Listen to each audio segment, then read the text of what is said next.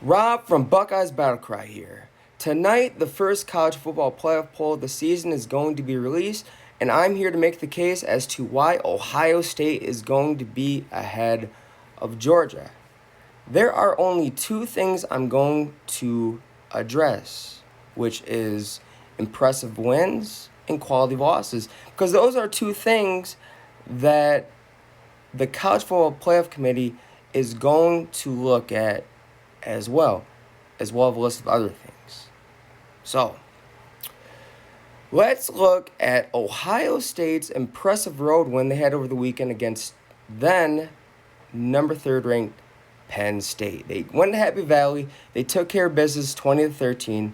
An impressive stat, Ohio State rushed for 188 yards against a top 10 rush defense.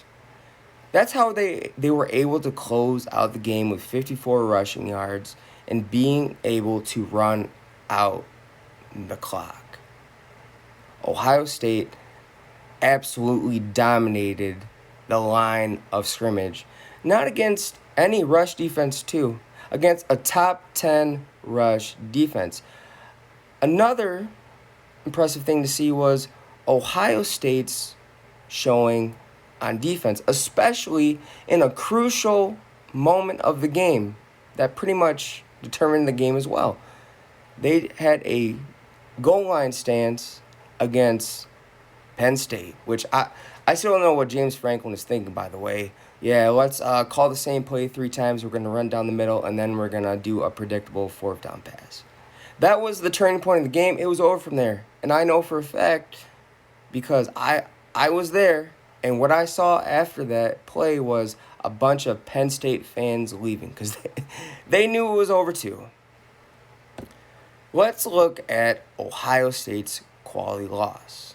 Ohio State went on the road earlier in the season against Oregon, who is now the number 1 team in the nation, by the way, who's going to be obviously number 1 in the college football playoff ranking. Ohio State lost in a hostile environment, which, by the way, before this game, Oregon was 36-1 at home. Ohio State lost by 1 point. And the fact that they made a lot of mistakes, they shot themselves in the foot a lot, which told me that they hadn't played their best football. And the fact that they only they only lost by 1 point in that environment against a really good Oregon team, who, by the way, was predicted by a lot of analysts to win the national championship, is, the quality loss is pretty impressive. All right, let's look at Georgia.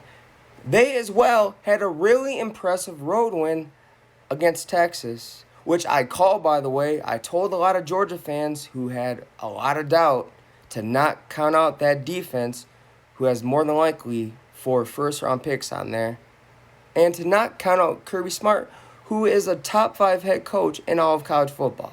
So Georgia went on the road against then number 1 Texas and won convincingly 30-15 with a monstrous performance on defense with 7 sacks and holding Quinn Ewers to 211 yards and his lowest QBR rating of the season, 26.2, which was his worst by the season, by 41.4%. They just played, Georgia's defense played out of their minds from beginning to the end. It was really impressive because a lot of the analysts had picked Texas. So hats off to Georgia for pulling that off. But what separates Ohio State and Georgia from this number 2 spot in the college football playoff ranking is the quality loss. So they lost to Alabama, who's not looking really impressive at all. Alabama's 10-2 right now. Maybe sneaks in at that 11-12 spot, and they're maybe looking from the outside in. They may not be in the top 12 of this ranking. So Georgia lost to Alabama 41 to 34. They pretty much had to play catch up the whole game. And when they finally got that lead, they were only able to hold it for 41 seconds. It was really impressive, by the way. Jalen Monroe to Ryan Williams. Ryan Williams comes down to the ball, does a couple spin moves, dancing in the end zone, and then Carson Beck, who has looked terrible this season, by the way, 11 interceptions. The season's not even, close to being over. Gets his team down to the 20 and throws a game-sealing interception. Game over. And again, Alabama is not really looking impressive at all. So that's what separates, to me, Ohio State and Georgia. They both had impressive wins, but Ohio State's quality loss was more impressive. Again, they only lost to Oregon, the now number 1 ranked team in the nation, by 1 point on a road where Oregon was previously 36-1.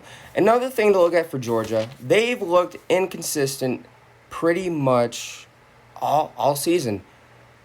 You don't know what Georgia team you're going to get. You can get the Georgia team that played out of their minds against Texas, who, they dominated, won convincingly, 30-15. Or you can get the Georgia team who barely beat Kentucky, not even ranked, struggled against not even ranked Florida until DJ Legway got hurt.